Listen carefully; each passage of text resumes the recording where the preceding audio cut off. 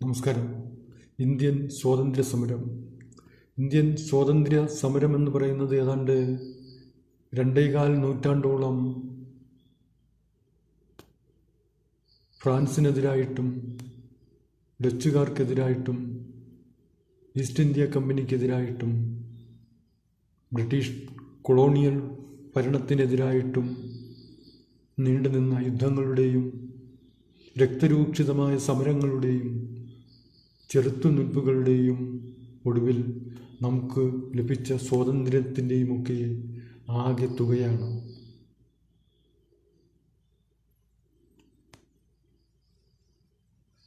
ശരിക്കും 100 മണിക്കൂറുകൾ കൊണ്ടോ 1000 മണിക്കൂറുകൾ കൊണ്ടോ പറഞ്ഞു തീർക്കുവാൻ കഴിയുന്നതല്ല ഇന്ത്യൻ സ്വാതന്ത്ര്യ സമരത്തെക്കുറിച്ച്, അല്ലെങ്കിൽ സമ്പൂർണമായി ഉള്ള ഒരു ഇന്ത്യൻ സ്വാതന്ത്ര്യ സമരത്തെക്കുറിച്ച്. അത്രത്തോളം വ്യാപ്തമാണ്. ശാഖോപശാഖകളായി ദക്ഷിണേഷ്യയുടെ പല ഭാഗങ്ങളിലും അതിൻ്റെ ചരിത്രശേഷിപ്പുകളുടെ അസ്ഥികൂടങ്ങളുണ്ട്.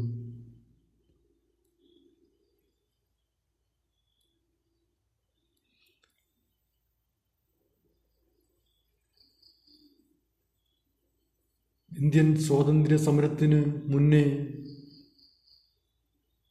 ഇന്ത്യക്കാർക്ക് സ്വാതന്ത്ര്യം ഉണ്ടായിരുന്നു എന്ന് ചോദിച്ചാൽ ഇല്ല.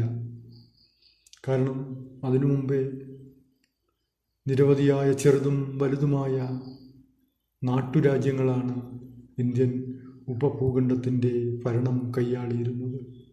അവരാകട്ടെ ശരിക്കും മാടമ്പിമാരെ പോലെയും തെരുവ് ചട്ടമ്പികളെപ്പോലെയും ഉള്ള ഭരണകർത്താക്കളായിരുന്നു. ശരിക്കും അവർ അതുതന്നെയായിരുന്നു. ഏതെങ്കിലും ഒരു പ്രദേശത്തെ ഒരു കയ്യൂക്കുള്ളവൻ ആ പ്രദേശം ആകെ പിടിച്ചടക്കുകയും അല്ലെങ്കിൽ ആക്രമിച്ചു കീഴടക്കുകയും അവിടെ ഒരു കൊട്ടാരം പണിയുകയും മഹാരാജാവായി സ്വയം അവരോധിക്കപ്പെടുകയും ഒക്കെ ചെയ്തിരുന്ന ഒരു രീതിയെയാണ് നാം രാജഭരണമെന്ന് പറയുന്നത്. നാം അവരെ ഇന്നു മഹാരാജാവെന്നും മഹാറാണിയെന്നുമൊക്കെ അഭിസംബോധന ചെയ്യുമ്പോൾ ആ പഴയ മാടമ്പി ഭരണത്തിൻ്റെ ഓർമ്മകൾ നാം കഴുകിക്കളയുകയാണ്. ശരിക്കും 1498 മെയ് 20 കോഴിക്കോട്ടെ കാപ്പാക്കടപ്പുറത്ത് പോർച്ചുഗീസ് നാവികനായ വാസ്കോ ഡ ഗാമ വന്നിറങ്ങുന്നത് കാലത്തിൻ്റെ ഒരു വലിയ, അല്ലെങ്കിൽ നിയതിയുടെ വലിയ ഒരു നിയോഗവുമായിട്ടായിരുന്നു. അതുവരെ ദക്ഷിണേഷ്യയിൽ വ്യാപിച്ചു കിടന്ന ഏകാധിപത്യ രാജകീയ ഭരണങ്ങളെ അട്ടിമറിച്ചുകൊണ്ട് പുതിയൊരു ജനാധിപത്യ സമ്പ്രദായത്തിലേക്ക് കാലത്തെ മാറ്റി പ്രതീക്ഷിക്കുവാനുള്ള ഒരു മഹത്തായ, അല്ലെങ്കിൽ ഒരു നിയതിയുടെ കാൽവയ്പായിരുന്നു വാസ്കോ ഡ ഗാമയുടെ വരവ്. അതിനുശേഷം ധാരാളം പോർച്ചുഗീസുകാർ ഇന്ത്യയിലേക്ക് വരികയും അവർ ഏതാണ്ട് 1.5 നൂറ്റാണ്ടോളം കൊച്ചിയുടെ ഭരണം നിയന്ത്രിക്കുകയും ചെയ്തു. അപ്പോഴേക്കും ഡച്ചുകാരും ഇംഗ്ലീഷ് ഈസ്റ്റ് ഇന്ത്യ കമ്പനിയുമൊക്കെ ദക്ഷിണേഷ്യയുടെ പല ഭാഗങ്ങളിലും അവരുടെ ബിസിനസ് ഔട്ട്ലെറ്റുകളും വെയർ ഹൗസുകളുമൊക്കെ സ്ഥാപിച്ചു കഴിഞ്ഞിരുന്നു. ആദ്യകാലത്ത് അവരുടെ ഉദ്ദേശ ലക്ഷ്യങ്ങൾ ബിസിനസ് സംബന്ധിയായിട്ടായിരുന്നു. ഇന്ത്യയിലുള്ള അസംസ്കൃത വസ്തുക്കളും അതുപോലെ തന്നെ നാണ്യവിളകളും വൈഡൂര്യങ്ങളുമൊക്കെ വാങ്ങി കൊണ്ടുപോയി കച്ചവടം ചെയ്യുകയും അവിടെ നിന്നുള്ള സംസ്കൃത വസ്തുക്കൾ കൊണ്ടുവന്ന് ഇന്ത്യയിൽ വിറ്റഴിക്കുകയുമൊക്കെയായിരുന്നു ലക്ഷ്യമെങ്കിൽ പതിയെ അവരുടെ ഉദ്ദേശ ലക്ഷ്യങ്ങൾ മാറി. അത് ഇന്ത്യൻ ഭൂപ്രദേശങ്ങളുടെ ഭരണം പിടിച്ചെടുക്കുന്നതിലേക്കും മതപരിവർത്തനത്തിലേക്കുമൊക്കെ വ്യതിചലിക്കുവാൻ തുടങ്ങിയപ്പോൾ ഇന്ത്യൻ ജനത അസ്വസ്ഥരായി. 1700-ാം ആണ്ടുകൾ മുതൽ തന്നെ ഇന്ത്യൻ അല്ലെങ്കിൽ ദക്ഷിണേഷ്യൻ ഭൂപ്രദേശങ്ങളിൽ യൂറോപ്യന്മാർക്കെതിരായിട്ടുള്ള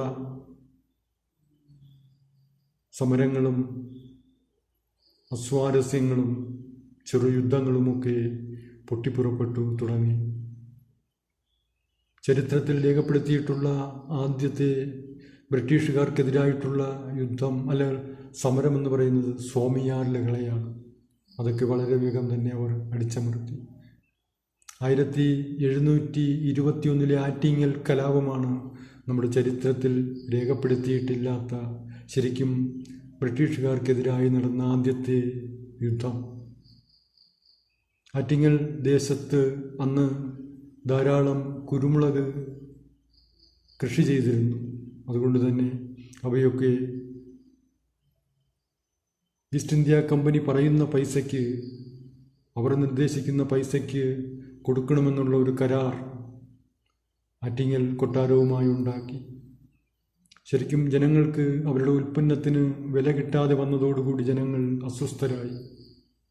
അവരിൽ ബ്രിട്ടീഷ് അല്ലെങ്കിൽ ഈസ്റ്റ് ഇന്ത്യ കമ്പനിയോട് അസഹിഷ്ണുത പൊന്തി ഉയരുകയും അത് അങ്ങനെ തിളച്ചു നിൽക്കുന്ന സമയത്താണ് ആറ്റിങ്ങൽ കലാപത്തിലേക്ക് കാരണീഭവിച്ച സംഭവ വികാസങ്ങൾ ഉണ്ടാകുന്നത്. ആറ്റിങ്ങൽ റാണിക്കുള്ള ഒരു സമ്മാനവുമായി അഞ്ചുതെങ്ങ് കോട്ടയിൽ നിന്ന് ഗിഫോർഡ് എന്ന കോട്ട മേധാവിയുടെ നേതൃത്വത്തിൽ ഏതാണ്ട് 150ഓളം പട്ടാളക്കാർ ആറ്റിങ്ങൽ വന്നു. അവർ നേരിട്ട് റാണിയെ കാണണമെന്നുള്ള ആഗ്രഹം അറിയിച്ചപ്പോൾ അത് സാധ്യമല്ല, തങ്ങൾ ആ ഉപഹാരങ്ങൾ കൊടുത്തുകൊള്ളാമെന്ന് പറഞ്ഞ് ആറ്റിങ്ങൽ ദേശത്തിൻ്റെ പട്ടാളക്കാരായ പിള്ളമാർ അവരെ ചെറുത്തു. വാക്സംഘർഷങ്ങൾക്കൊടുവിൽ അത് കയ്യാങ്കളിയിലേക്ക് മാറി. ആറ്റിങ്ങൽ പിള്ളമാരോടൊപ്പം തന്നെ ശരിക്കും ബ്രിട്ടീഷുകാർ ഈസ്റ്റ് ഇന്ത്യ കമ്പനിക്കെതിരെ അല്ലെങ്കിൽ അവരോട് അസഹിഷ്ണുത ഉണ്ടായിരുന്ന ഏതാനും വിഭാഗം ജനങ്ങളും ഒത്തുകൂടി അവരെ ആക്രമിച്ചു. ഏതാണ്ട് 100-ൽ പരം ഇംഗ്ലീഷ് സൈനികർ അന്ന് മരിച്ചു വീണു. പിന്നീട് അവർ പോയിട്ട് വലിയൊരു സൈനിക നിരയുമായിട്ട് വരികയും അവിടെയുള്ള സമരശ്രമങ്ങളെ അടിച്ചൊതുക്കുകയും ആറ്റിങ്ങൽ കൊട്ടാരത്തിന് മേൽ കൂടുതൽ ഉപാധികളും കരാറുകളുമൊക്കെ അടിച്ചേൽപ്പിക്കുകയും ബ്രിട്ടീഷ് പട്ടാളക്കാരെ ആറ്റിങ്ങൽ പ്രദേശങ്ങളെ നിയമിക്കുകയും സമരം നടത്തിയവരെ തിരഞ്ഞുപിടിച്ച് കൊണ്ടുവന്ന് കൊല്ലുകയുമൊക്കെ ചെയ്തിരുന്നു. ആറ്റിങ്ങൽ കലാപം ശരിക്കും വിപരീതമായ ഫലങ്ങളാണ് ആ പ്രദേശത്തെ ജനങ്ങൾക്ക് ഉണ്ടായത്. അതുവരെ കിട്ടിക്കൊണ്ടിരുന്നതിനേക്കാൾ വില കുറച്ച് കുരുമുളക് ബ്രിട്ടീഷുകാർക്ക് കൊടുക്കേണ്ടുന്ന ഒരവസ്ഥ ഉണ്ടായി. മാത്രമല്ല ബ്രിട്ടീഷ് സേനയുടെ സാന്നിധ്യവും സദാ ആറ്റിങ്ങൽ ദേശത്ത് ഉണ്ടായി. ആറ്റിങ്ങൽ കലാപത്തിനു ശേഷം ശരിക്കും ചരിത്രത്തിൽ രേഖപ്പെടുത്തിയിട്ടുള്ള, ഇന്ത്യ ചരിത്രത്തിൽ രേഖപ്പെടുത്തിയിട്ടുള്ള ബ്രിട്ടീഷുകാർക്ക് എതിരായിട്ടുള്ള ആദ്യത്തെ കലാപമാണ് ശിപായി ലഹള. 1857 ശിപായി ലഹള.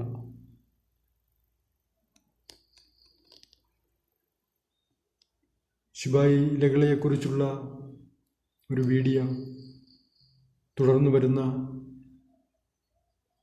വീഡിയോകൾക്കൊപ്പം ഒരു പരമ്പരയായി വീണ്ടും ഇടുന്നതായിരിക്കും. നന്ദി, നമസ്കാരം.